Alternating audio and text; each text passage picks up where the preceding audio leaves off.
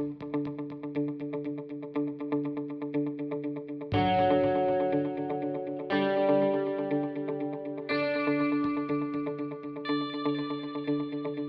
it's Game, and we're back with another video. I know it's been a while, but as you can see, I've been working on a brand new intro for you guys. That's what's been keeping me busy.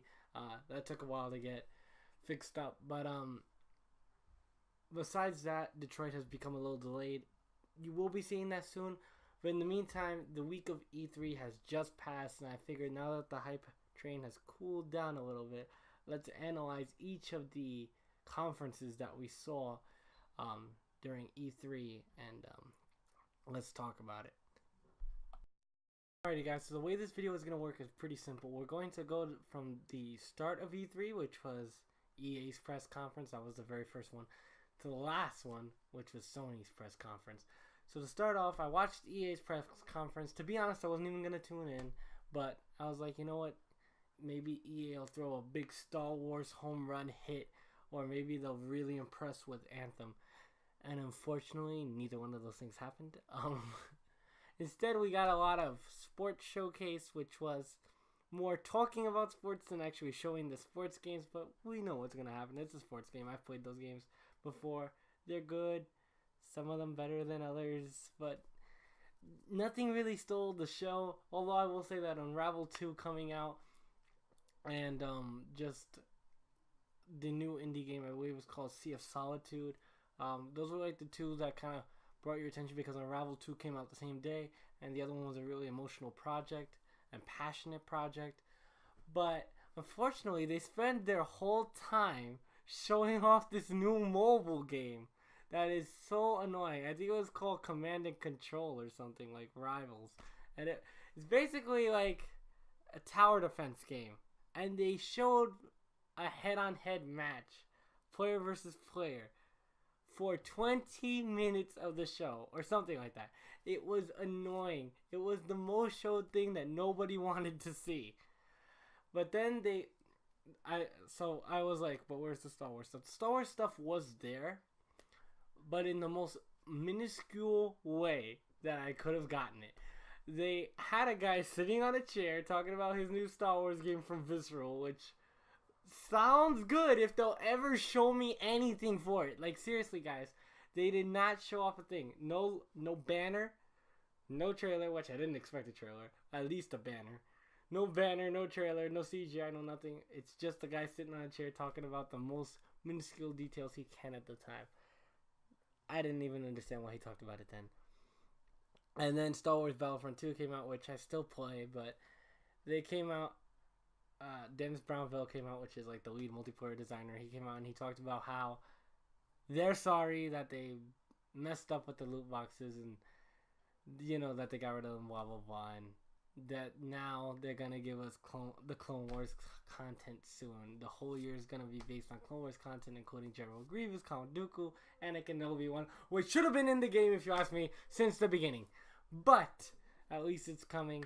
So that was like the only good news for Star Wars. They ended off the show then afterwards with Anthem. Now, Anthem is a game, when I first saw it, I didn't know what to think. I was like, is this kind of like a Destiny thing? Is it not? What is this, you know? So I reserved it. I threw it on the back burner. I was like, I'll wait till I find out more. Then they showed a little more here.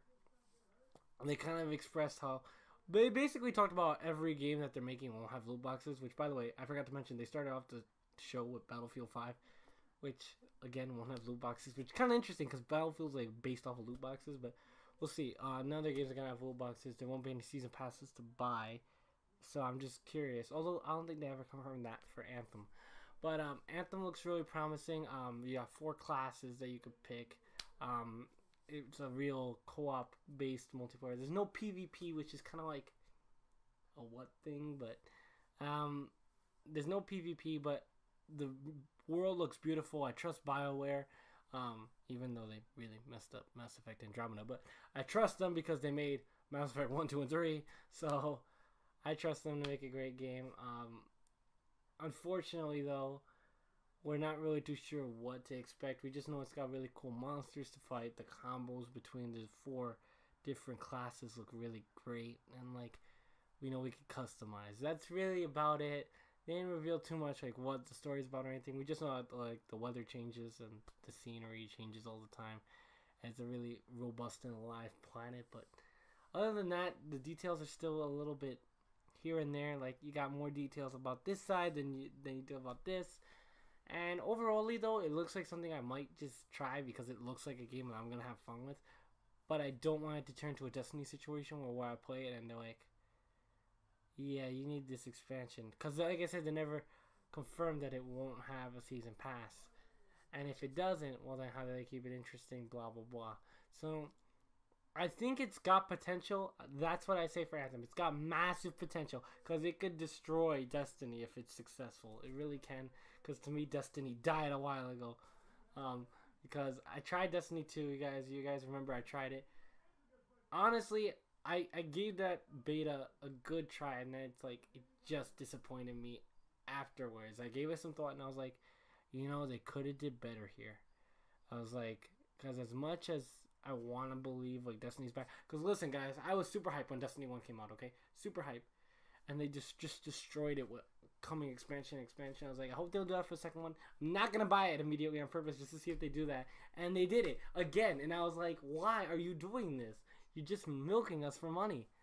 So that's kind of what happened with Destiny, and I don't want that to happen to Anthem. I don't want Anthem to fall into any pitfalls that Destiny did. Moving on, the next conference we have is I believe it's the Microsoft one. Don't quote me. I could be wrong. But I believe it's the Microsoft. If I'm wrong, edit that in the comments somewhere. I'm wrong. But next one we have is Microsoft. Now I wasn't watching it at the time, guys, when it started. I wasn't watching it, which is kind of like, that was a poor decision on my point. But I tuned in at some point, and oh my god, guys, Microsoft was amazing this year. And I hate to say that because I'm a PlayStation fanatic, but Microsoft was amazing this year. It had some of the best highlights of E3 in total, and it had the best games. I don't know about the best games, but like the most like great games you could have. You know what I mean? Like just to really sum it up, in every show they did show Kingdom Hearts except EA, but they showed Kingdom Hearts here and they showed that off. But I'm kind of gonna go small here in like hype level. Okay, we saw our Halo and our it's Halo and Gears. We saw our Halos and our Gears. For those fans, it's really good. I've never been fans of those franchises because I'm not an Xbox guy. So sorry if you guys are, but you know, for you guys, that's very exciting because you got your next one in the series, and Infinite looks like it's really gonna take an inspiration from the first one, Halo Infinite. Gears 5, I'm not too sure what they're gonna do with that. But then they announced Jump Force. Okay, the Jump Force is an anime crossover fight, beat 'em up kind of style, beat up your opponent 1v1 kind of fight. Not like Injustice, more like we're roaming around the map, kind of beating each other up. If you guys ever played Marvel Nemesis on PS2 or Dragon Ball Xenoverse, it's a little bit like that. I know because I've got some experience with some of those games. Although I actually don't watch Dragon Ball, but some of the games are really good because like I've been playing Dragon Ball Z Fighters. It's really good. I might post some footage of that. We'll see. But what's interesting is that, you know, even though I'm not interested in anime like at all, like I don't really watch anime. I've been trying to get into it slowly, but it's been a big transitional period for me. This looks like the massive fan way to bring anime into a gaming setting. It looks like a really nice fighting game with like all your anime characters that you know and love. I think it was like Death Note, Dragon Ball, Naruto. Don't know where the guy from the Straw Hat's from. But you got all those guys in this game, and it looks like the really top animes, and they're gonna head to head. Although some of the anime characters, from what I hear, are just massively overpowered. It could easily destroy the other. Like, I don't think the guy in the Straw Hat really stands a chance against Naruto and Goku, especially Goku.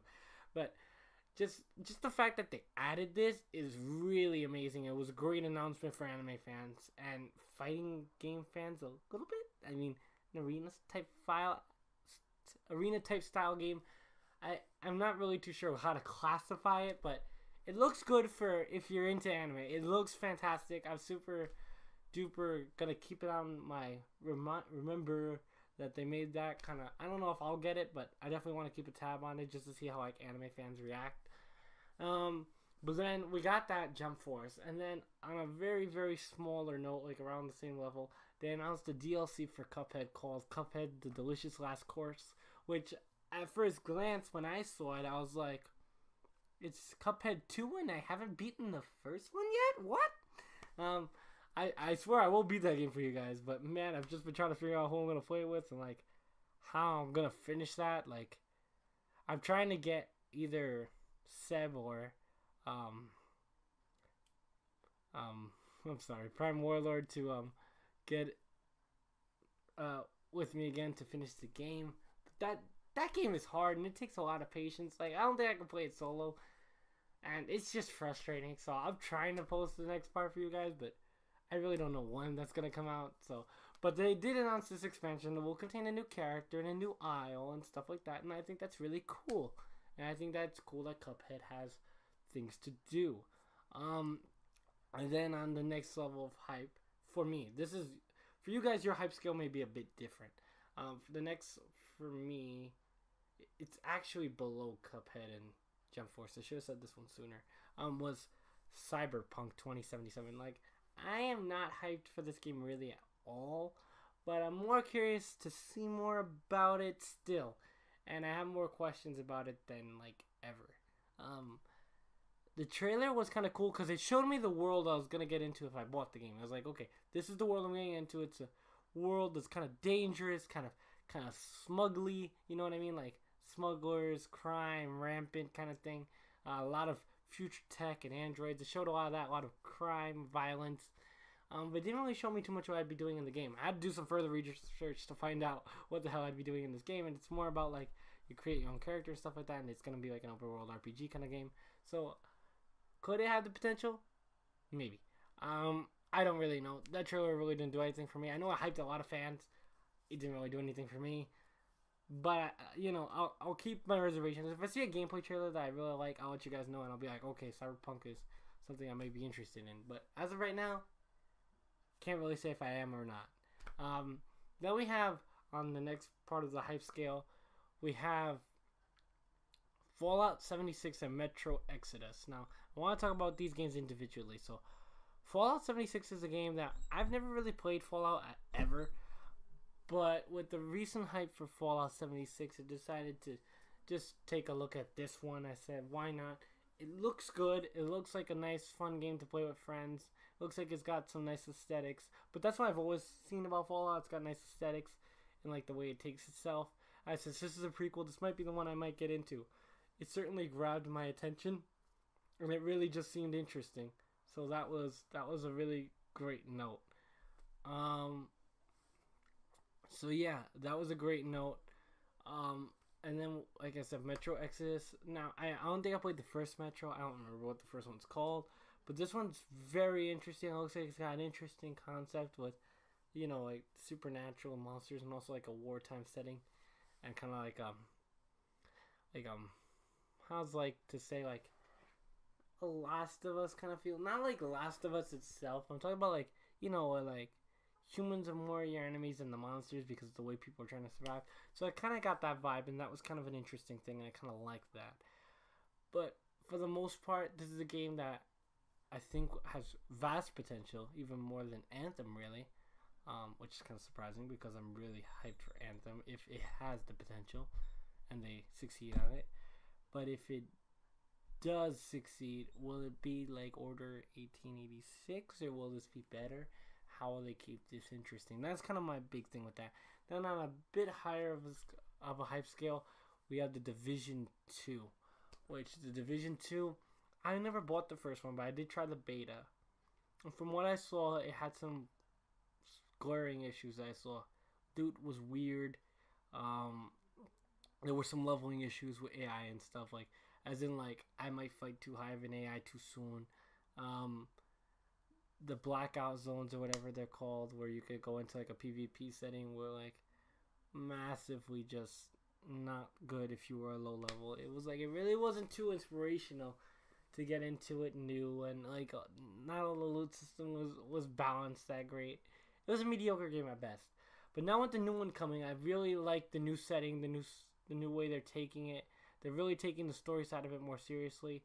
No microtransactions, no loot boxes, or nothing you're paying for to get an advantage, and no season pass. So those were big like hoorays for me in regards for that.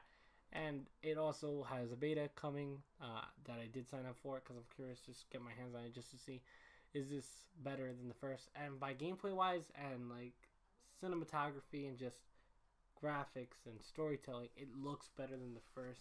The first one I really didn't care what the story was about. I saw that was too much of a loot grind system. I didn't see that much here. I saw that more of teammate cooperative helping with each other to get the story complete and to really get eventually to the raids and stuff like that, because they did announce raids and stuff. So it's got me at an interesting level of hype, and that's the first place it showed up was Xbox. It shows up again in a different conference, which I will talk about later on in the video, but that was not bad. I really liked what they showed there. In regards to what the next part of the hype-o-meter, if you would like to call it that, the highest one on my list, because it's like up here compared to where like the division is. I hate to say it, but it just is. The highest hype I have for not all of E3, because there's like two or three other games that are contending with this game for the like my most hype E3 games. Was Devil May Cry 5. Okay, guys, I've never shown it on this channel except, a little bit of me playing Marvel vs. Capcom. But I beeping love Devil May Cry, guys. I recently played 1 through 4 through the start to finish for the first time, because I used to own the original 3 on PlayStation 2 and I traded them in for some stupid reason in the past. And I didn't finish 1 or 3. I only finished 2, which was stupid because that's like the worst one in the series. But I played through all of them recently, and I was like, those games are great. I would love it to continue. I even played the remake, which, by the way, I think it's more of a bad rap than it actually is. But I prefer the old ones, definitely. But I want to say that game is good. Like, it holds up. It's really good. Although the main character at times could be, let's just say, not agreeable to your liking, but he's not that bad. But I'm saying like the old one are like miles better, and the fact that they're gonna continue that now, in case any of you were confused, which I think by now all the confusion was cleared up, because kind of like when the trailer was going, people were like, oh, who's this new guy? Or, oh no, they're doing remake part 2, and I was like, no, it's guys, it's Nero. They just cut his arm off, and now he's got a mechanical arm. It's Nero. Calm down. They even show Dante at the end to reassure things. Dante is back, and he's older now. Again, he got older than he was in part 4. He has a beard now. If you freeze frame that. Well, it's pretty obvious. They show it better in like a 1080p trailer if you watch it. So that just got me massively hyped, guys. The gameplay, as usual, looks great. Story-wise, I kind of analyzed this trailer a bit. It looks like we're going to be seeing Virgil, as well as Nero and Dante. I have not seen anything about Lady or Trish. I will let you know if I find out anything about it, but those are the 3 I've seen. We've also got this new creator who makes Nero's arm. We have a guy who I don't know what his name is, what his occupation is. He looks like a devil hunter. That's all I got. He's could be seen in the picture I showed off here just a second ago. I don't know if I'm still showing it. Hopefully, I'll bring it up now in case. But the guy all the way on the right, he looks like a new character. He's definitely not Virgil. Virgil's older than that. This guy looks very youthful, probably the youngest one. And what's interesting is that he kind of looks like the Final Fantasy guy, but I have not heard of him, so I don't know if he's going to be playable, and if he is, what style he'll be. But that's definitely a exciting, interesting point, because it could be something that's really successful. I like the new setting of this. The graphics are great. The villain looks like he's going to be top-notch. It looks like a real threat. That looks amazing. I can't wait to see what the original Devil May Cry series, not the remake, the original Devil May Cry series can do in the now generation PlayStation. I can't wait to see an Xbox. I can't wait to see it, guys. If you guys are going to the Games Con, I believe that's what it's called, they're going to be having it there again. I think it'll even be playable. So if you guys are going, definitely check it out. It looks amazing. I can't wait to get that game next February 22nd, I believe. I will be definitely doing it on this channel. If you guys ever want me to replay the old games, let me know. But it was amazing. I can't wait to see more. I mean, I'm such a big Devil May Cry fan. For them to finally continue this series is absolutely fantastic. Absolutely fantastic. And then we get into the next press conference, which was surprisingly skippable. Unless you wanted to see gameplay of certain games, which that's really what it was for. And it showed off more gameplay of it was Bethesda's conference, of course, I'm talking about. And I had like more Fallout 76 gameplay, which by the way was really good. I checked that out. It looks great. Fallout 76 gameplay, it had you know, some of Bethesda's other properties, which I'm blanking on, but they showed off that. And I believe if it was at this Microsoft conference or not, I'm not sure. But they also did show off Elder Scrolls 6. Now, this is something I have no interest in at all, but for the fans, that is like the announcement of the conference. Now, it doesn't look like it's close to being finished, but I figured I'd mention it just as like a big moment. Also, I believe was at the Microsoft conference. So Microsoft kind of just nailed it out of the park. They had every game you were hoping would be announced, and plus like games you wanted to see more of, and like just more information on like those big games, plus new games that you could only speculate and rumor about. Then the next conference we got was Square Enix, which was meh. Okay, it was easily skippable because in the Xbox conference, I forgot to mention, they did show Tomb Raider, Shadow of the Tomb Raider, which I'm also really looking forward to. They showed it there already. They showed it better in Square Enix, though. I will give them credit for that. The gameplay demo was nice. I did like the story one that they showed at Xbox conference, but it really was it was a nice demo to see. Like the stealth is really big, being like addressed. Like they really want to do stealth right in this game. Not that it's been done wrong before, but they really want to bring it to the next level, and I like that. And I like that they're taking little beats from Uncharted. They are taking little beats from Uncharted that can fit into their game, and I think that works well. But other than that, like Square Enix again, we see Kingdom Hearts 3, which is throughout the entire E3 conference. You could see that trailer. Like there was a new trailer every conference to show off another new property. We saw Pirates of the Caribbean, Frozen, I believe one other. Like you could just, it was everywhere. But those are the only things that I can really talk about for Square Enix, because like they announced two new IPs, like The Quiet Man and like one other one that's like nobody knows what the heck it was really about. Just wait and see for more. They may be interesting in the future. Who knows? Maybe we'll be talking about The Quiet Man a lot. But honestly, it's like I didn't really see anything interesting. Square Enix's conference wasn't that long. It wasn't that interesting. It had no hype. Unfortunately, because Square Enix failed to show the Avengers project at all or anything else. But the Avengers project would have really boosted them, because that was something that fans were really hoping to see, including me, because I'm a big Marvel fan, as you can see. So it's like I really wanted to see Avengers project, which I heard a lot of rumors about could be like the next Marvel Ultimate Alliance, but it's like a remake, and it won't have the same gameplay. It'll be a little bit different. It sounds absolutely amazing if the rumor was true, but I don't think it is now because it wasn't shown here. And that just really sucks, because even if the rumor was wrong, I wanted to see what the game showed. It's been a year since they showed that teaser, and nothing. So that was a huge disappointment. Next we got what was it? I think it was Ubisoft. Okay, so it was Ubisoft. Ubisoft was the second to last conference. I'm not counting Nintendo, guys, because I really don't know much about Nintendo. We'll talk about a little bit what we saw at Nintendo, but like I didn't tune in for it. I tuned in for Ubisoft, and guys, I hate to say this, but Ubisoft put me to sleep. Even though Ubisoft had like 3 or 4 good moments, like the conference was kind of terrible. Let me tell you why.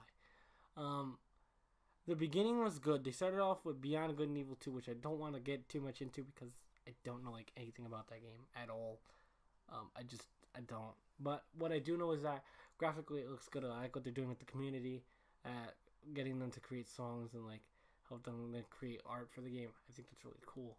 But besides that and a little bit of story mode that looks good within it, it looks like a game that is way far from being finished, and just unless I'm really invested in it, I'm not really interested at the time. But for the fans, it looks absolutely amazing. So I will say that that was a good start. But then they decided to talk about Rainbow Six Siege competitive play, which I didn't understand. Then they went on about with Trials Uprising, was it? Like the next Trials Fusion game. Which, if you're a fan of those, yay, there's a new one, but I don't know. There's a very limited audience there. But I will say that the old game is good. I've seen it. I haven't played it yet. I have the game because it went for PlayStation Plus, but I haven't played it yet. But it's a good game, but it's just like, it doesn't do anything for me. I'm not one of those guys who loves racing around that much. I mean, like, you know, for like things like the Batmobile, that's different. But like just to play a car game, it's like it's not really. I'm not really absolutely crazy about those anymore. And then they went on to talk about the Division 2 again, which was good because that's when they announced no season pass you have to buy, and they basically had it show like a little roadmap, a very small little roadmap that they'll be releasing sometime soon. Then like they showed, I believe, some kind of expansion for Rabbids that was Donkey Kong, and that may have been the most boring moment I've ever seen at an E3 conference ever. Because even though it was music, and I love music, I'm a music guy, okay?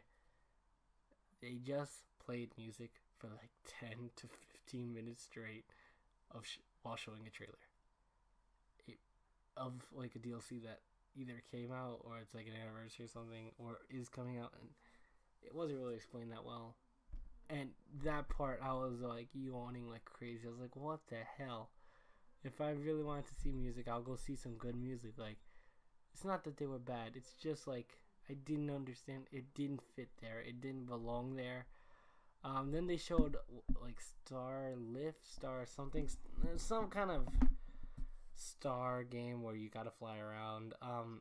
Once again, not too interested. But they did show a massive old character from the old generation. Oh, when I'm talking about old, I'm talking about like PlayStation 1 days and NES. They showed off Star Fox, which is a massive thing.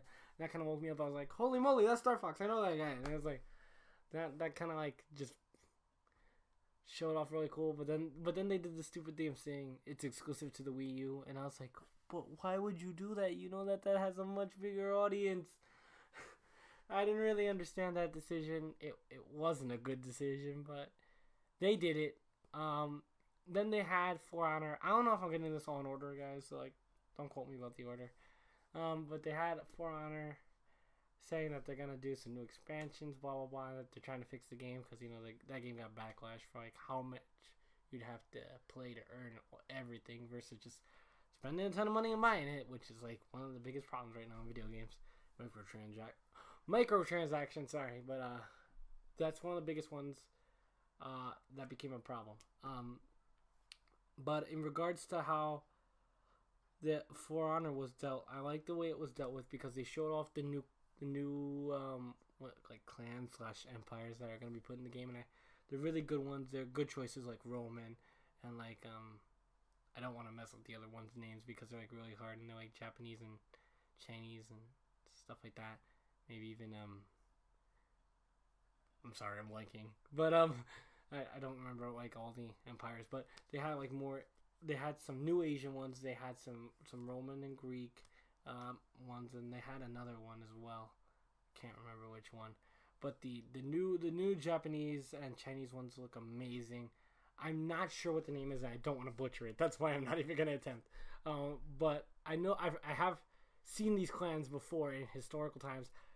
They're bad boys, guys. Let me tell you. And it's a really welcoming addition. I love it, and I like that they're bringing more culture into the game. That way, just more people who are fans of their culture get represented in their game, and I like that. And I like that they got Roman in there too, which was kind of like, I'm shocked they didn't do that one before. That's kind of like a gimme, you know what I mean? But they kind of just put like all the ones that weren't in there. But I know some of them now. It was like Genghis Khan's army, Guan Yu's army, and like something else. But like I definitely saw Genghis Khan, and I saw that. I saw like kind of like a ninja-ish clan. So I'm thinking that's either.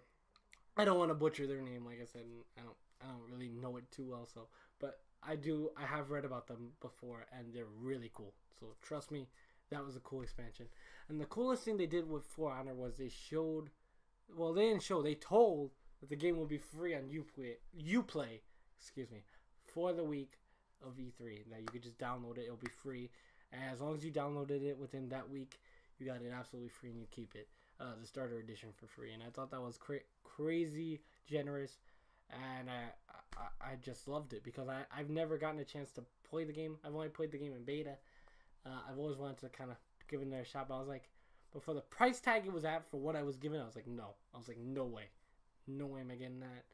But at the same time, I was like, the combat itself is an interesting thing that I would like to mess around with just to see if it's as good as they say it is. And from what I remember, it's good, but it takes a lot of practice. And honestly, though, the only reason I never got that game was because I thought it should have been a free-to-play game from the start. And now that they finally did it, I'm so happy that they did it. So if you guys owned a computer and downloaded it, let me know what you guys thought of them announcing that. That was a massive thing. And then they ended off the show with Assassin's Creed Odyssey. But before I get into that, kind of like right before that, like Elijah Wood came out, which is a famous actor, as you guys know, and he said he was working on this game, which I forgot the name of. I'll put it on screen for you guys. I'll put it on screen, I swear. He's working on this new game, and it's very interpretive as to how that's gonna play out, like what you're gonna be playing. But the concept is interesting, and it's kind of interesting to see some actors now working with companies to create a new game. And it'll kind of be focused on VR, but you can play it with a good old normal controller as well. So I think that was really cool. But I was like, I need to know more to really get invested in this idea. But before I had too much time to really process that, they showed off Assassin's Creed Odyssey. Now, this was probably the best thing in their show, even though The Division already had me hyped. This was probably the best thing. Alright, even though I'm not a big Assassin's Creed fan. Like, I'm not. Because I've never been. But some of their games have been good. Like, Black Flag is good. And, like, some of the other ones. But from this new idea of trying Greek times, I think could be interesting. Because they're using characters like Socrates, which is a really philosophical thinker, to be in the game, like a big historical figure to kind of interact with our creative male or female character is really interesting. And I think the era pick is something that could really be something that sells me on my first Assassin's Creed game that I will play from start to finish. Because I have tried a few of them. I've never finished any of them. None of them have ever really hit me massively great, except like Black Flag, because the multiplayer was kind of good. And the expansion for that, which I forgot the name of. But for the most part, this looks like the new one that could really catch me. Because I was like, that's why Black Flag I thought did well, because it was a good era pick. I also think the Egyptian one was a good pick too. Sorry, I forgot the name of that one. But I also thought that one was a really great pick. But this new one, Odyssey, it's got the potential to be like a really, really good Assassin's Creed, like really good. And I just like that a lot. I believe the Egyptian one's called Origins. But if I'm wrong, I'll just edit it on screen.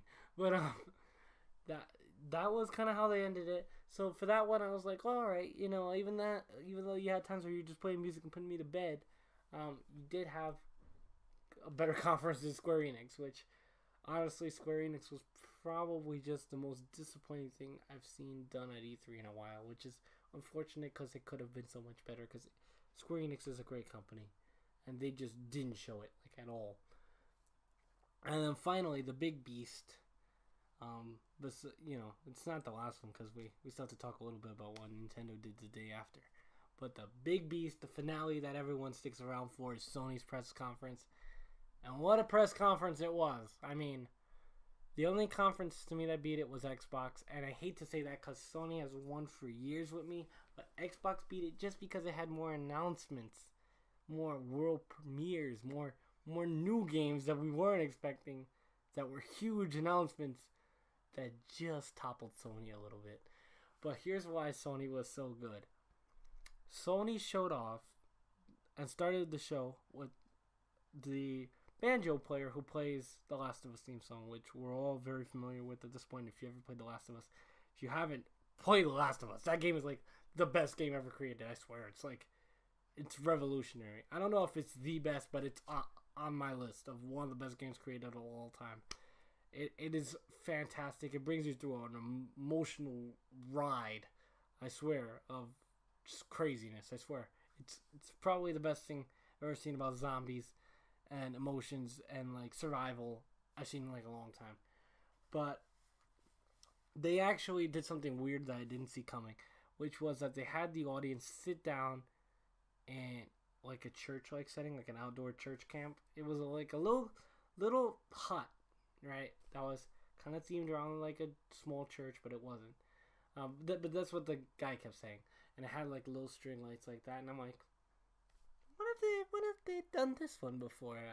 They never start their conference. They usually start in like a high-tech room, with a lot of screens and all that. And they would have like one screen, and it was like a chill setting. And I was like, what's this all about? So I didn't really know what to think. And the banjo player for The Last of Us comes out and he plays the theme, which, by the way, that goes to show you where good music beats 10 minutes of whatever the hell I watched in Ubisoft's conference of music, which was that Donkey Kong Rabbids thing. But that just showed them how to do it right. This guy played it so smoothly, like you were entranced by his music and not like falling asleep, in comparison to how like the other one, it went on way too long. But here it's a theme we all recognize, and it was gorgeously played, and you could tell the guy's absolute professionalism. It was amazing. And then they rolled footage on screen, and it said Sonic Fury Entertainment presents Naughty Dog, so we all knew it was The Last of Us. But what the big surprise was that the setting that they were sitting in with the lights that I said were strung up and the tent and all that was directly in the game. So the fact that they recreated the scene that happens in the game in real life was super big to me. I was like, if conferences do this more, this will entrance their audiences massively. It was really a great idea, and that there's like a 10-minute gameplay demo that they do for The Last of Us Part 2, which was amazing. Graphically spectacular. Combat way better than the first game. I mean, the way you can interact with the environment is great here. It's the first game I ever see where you can actually hide under a truck. The AI will start to wonder where you are and check under the truck, which then if they find you, you can then shoot the AI under the truck and get out, run out, and use basically anything you want in the environment. Make sure you get your arrows back. They show where you get hit when you get hit by an arrow. You got to take it out. It's just, and then like the environment interactability of like I said, the truck. They show it later on again when Ellie's fighting like a bigger dude, and he throws her through like this glass like little piece in the shop, and the interactivity is just amazing. And Ellie's brutality is like on a new level, and I like that they're not afraid to show Ellie being gay as well in this and all that. It's just amazing the way that this game has revolutionized so many different aspects of gaming that nobody thought, like a female protagonist, a lesbian, you know what I mean? Like the LGBT community gets shown off, which is just fantastic if you ask me, because we don't really get it too much in gaming. We get it a lot now on television and like movies, but we don't get that a lot in gaming, so I kind of like that. And the brutality and the violence of this game, showing like how mean human versus human interaction gets when it's survival of the fittest. It was an amazing 10-minute demo, guys. So many new gameplay changes, but yet the old gameplay is the base gameplay is there, and graphically gorgeous, beautiful. So that 10 minutes really showed quality of PlayStation content. Then they go into a quick break where they tell everybody, like, hey, Call of Duty's free now. Black Ops 3 is free now for everyone on PlayStation 4 if you have PlayStation Plus, which was a big, like, clap on the hands because, you know, Sony, or not Sony, but, like, I've never seen a Call of Duty game ever go free for Sony, so that's a pretty big deal. And if you haven't played it, definitely just check it out. It's free. It's free for this month. Still on now if you haven't downloaded it. And the maps are even on sale right now too. So that's just an amazing thing if you haven't tried it. And they showed off a little bit of like some new floor content, like pre-order bonus. And then they got to the next part of the conference. Oh, and they showed a little bit of Destiny 2, but like I said, Destiny 2 is still trying to milk you for more DLC. That's really all that was about. But then they go into the next part of the conference, which is in a new room. It's in like the typical high-tech room with like multi-monitors. Like, well, not multi-monitors, but like a 100 to like 200 inch screen monitor. Really high-tech looking room. And again, they have somebody playing an instrument. I'm like, I hope this doesn't get too repetitive and they don't play an instrument for everybody, because then, you know, people might get a little bored or snooze a little bit. But this guy, again, perfect choice, because he plays his instrument gorgeously and it's perfectly related to the game. Because the next game showed he plays a flute, you know, in a very nice mellow theme, and it's for Ghost of Tsushima, which I hope I didn't butcher that. But Ghost of Tsushima looks amazing, guys. Now, this was a game I totally dismissed from the other E3s. I was like, it's made by Sucker Punch, which means it's gotta be good, but I don't really know if this is gonna be for me. I'm gonna hold out, I'm gonna wait, and I'm gonna see. But Sucker Punch does it again, guys. It's like almost better than the first time, just from these little like 8 minutes that we get. We see an amazing gameplay demo, and I mean amazing. The graphics, again, absolutely gorgeous. You can see glare in the grass. It is that good. And we get to play as this really cool, like, really just macho character who does not take, like, no guff from nobody. I mean, he walks up to these three guys who are looking to start a problem with him during the gameplay trailer. Like, they're going to fight him. And he just, like, unsheathes his blade slowly. I think that's what happens. He unsheathes his blade slowly. One of them comes up to him, and as they do, and they go to attack him, he just slices like that. And he cuts their stomach. I was just like, oh my god. That moment right there just showed how cool the game is, regardless. Then they showed off the combat, which had very cool sword vibes. Like a little bit of Arkham and like a new flavor that I can't really compare to anything else, but like an Arkham game, if you ever play Batman Arkham. It was amazing. Then, you know, we had some horse riding sections, a little bit of stealth. Now, the stealth, I will say, is very similar to an Arkham Knight. If you ever played Arkham Knight, there's this fear mode where you can basically jump down and like knock out 4 enemies. Well, here you're killing them, but you knock out 4 enemies. Well, here 4 to 5 enemies. It starts with 3 though. In this one, he did it to about like 4 people. He smashed through the window. He got 1. He got the other 2, and then like he stabbed the 4th one through the window, and it looked amazing. Like, this guy just looks like you don't mess with this guy like ever. He will destroy you if you look his way, if you're not on his side. And he rescues the guy he was after, and then the teammate who he goes in with betrays him, and they show this little small boss fight. And my god, the boss fight potential in this game looks absolutely amazing, guys. He fights her sword on sword, and everything is precision. Like, they're going nice and slow, they're backing away from each other, and when they strike, you can see the blocking. You can see like they know just when to strike, and he doesn't really want to hurt her because they were friends, but like she betrayed him, and it just I would like to know more context of that when I get my hands on the game, because this game has already sold me, but I would like to know more context about it. But the character looks modest. He looks like a total don't mess with this guy character, and I just can't wait to see more. Ghost of Tsushima looks amazing, both graphically, story-wise, and combat-wise. Like, it just utterly floored me how good it was with that little 8 minutes of demo. And that's, again, the quality that Sony showed. And this was, again, just how it falls short underneath Xbox, because quality, PlayStation was there, but Xbox just had better exclusives, and they still showed quality. And that's just like something that was just better. They go on to show off which Trover Saves the Universe, which was nothing I'm too excited about. But if you're like a Rick and Morty fan, it's the same creator who's making this game. If you're into like a silly cartoonish thing, it looks kind of interesting for that. But for me, it doesn't really do anything. And they also showed this new game called Control. Now, Control looks very similar to, I believe it's Quantum something. I don't remember what the previous game is called. Quantum something, maybe called Quantum Break. Um, but it looks interesting. Looks like you have a lot of telekinesis powers, a lot of flying around dudes with your combat.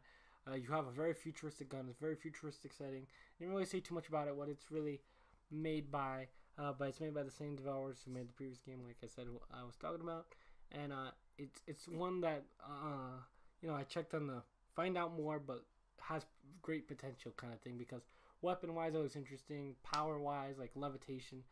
Like I said, telekinesis. It looks really interesting for that.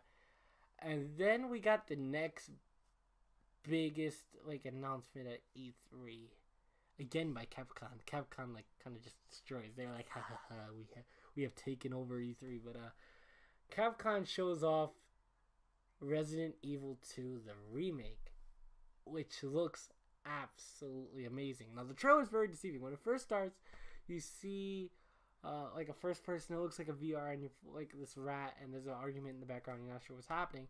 When the rat gets killed in the midst of this argument, the zombie eats this cop, or the cop zombie eats this guy, and then you hear a gunshot. The zombie goes down, and there goes my man. Name blank. I'll write it there. Shows up, and we all just go nuts. We go absolutely berserk, okay? Because even though I'm not a big Resident Evil fan, in fact, I've never played a Resident Evil game yet, I do know a lot about their story. And that's because of the Marvel vs. Capcom games. That's one of the reasons why I love Chris so much. Marvel vs. Capcom. His game is amazing. Even though I've never played it, I know it's amazing. It's a legend. It's like if you haven't heard about Resident Evil, what rock are you hiding under? But this new remake, I want to buy. It looks so amazing. It looks like it's classic Resident Evil with new mechanics. It's got all the old stuff you wanted, how you wanted it to look today. You know what I mean? All the old stuff that, looked bad, looked good then, but looks bad now. Looks fantastic now because we've rebuilt it to the now generation of consoles, and it just looks amazing. I cannot express how awesome it is. I like that the character name there. I'm sorry, I'm wanking. This video's gone on for a while, and I've had to remember a lot of names. But they really show his rookiness here, because during this story he's just become a cop. It's literally his first day on the job, and this outbreak happens. He's like, what the hell's happening? And it's just a lot for him to go through, and it looks like it's gonna be epic for the player. It absolutely looks like it's gonna be a treat. It's gonna be scary. It's gonna be tense. It's gonna be suspenseful. It's gonna be a learning curve, and it's gonna be really story driven. I just love it. And graphically, once again, top notch, gorgeous, looks amazing. And then they show off Norman Reedus with Hideo Kojima. I think that's how I say it. I think that's how you say it. Game, which is of course Death Stranding, which still more questions than answers, unfortunately. I will not buy this game until you tell me what the hell this game actually is. But we kind of got a little more story, from what it sounds like Norman Reedus' character, which I believe his name was Sam, will have, is a deliverer of some sort. He delivers things, all sorts of things, maybe babies, which kind of seems to be a recurring theme. Babies and umbilical cords. I don't know why that keeps recurring as a theme for this game. We see bodies, weapons, I think, boxes with miscellaneous things, storms, creatures, and a new female character. That's all I can really say about it because it's still super confusing. But they showed it. They showed more. Until I really know more, I can't say it's amazing. It's not amazing. They show one or two other small games. One small one, one big one. The big one was Noah 2, which if you ever played Noah 1, it's a big thing for you. I've never been interested, but That's a big one they announced. But the final thing they end off this show with was Spider-Man PS4, which, as you guys know, I've been a massive advocate and super excited for that game. And they show what I feel is just enough. Like, they don't need to show any more. I feel like even this was like close to being too much. But they show off this kind of Arkham Asylum-ish demo, which I love. Taking the beats from Batman Arkham Asylum. Spider-Man is heading with the reporter whose name... It's a hard name to remember. But he goes with the reporter friend that he has to the Raft, which is the Marvel prison, basically like Arkham, where they keep all the super inmates. And all of Spider-Man's rogues gallery. And there's a breakout happening because Electro showed up and he's trying to break people out. There's a massively cool scene where we get to see Spider-Man's combat system. It looks absolutely amazing. The raft, the graphics, everything just looks great. But as Electro's going through the raft, he breaks out a couple of Spider-Man Sinister Six members, and we get to see Scorpion, Rhino, Vulture, like I said, Electro. We do see Mr. Negative at the end. This whole demo was absolutely amazing. Now, what's interesting enough is that they kind of leave it on a cliffhanger note where Spider-Man was like, why are you here? Or, like, who is this last person? Now, the best guesses are that it's the last Sinister Six member or it's a Marvel character. Although, it sounds like from what the creator said, other Marvel characters won't really be showing up in the game, but you never know. Like, they never really said no. They kind of just said, like, this is a Spider-Man focused game, but it doesn't mean we won't see as Tony Stark in there at some point. But overall, the game, graphically, story-wise, combat-wise, it just looks like what I want from a Spider-Man game. And what I've been waiting for. An Arkham-styled Spider-Man game. And not taking every beat from Arkham, but taking the beats it needed and using it towards Spider-Man. And I like that. Just looks amazing, and that's the way they ended off this show. Then they had like another additional 8 minutes like open world gameplay, and they show off like the shocker boss fight that you can do in the open world, which I didn't look at because I didn't want to get spoiled for it. But it just looks amazing, guys. I can't wait to get my hands on that in 3 months from now, September. It absolutely looks fantastic. And and again, like I said, we saw Kingdom Hearts. Don't forget that. Like, it's in every conference, even Nintendo. But then finally Nintendo comes in. They show off Super Smash Brothers, the new one, which just looks fantastic.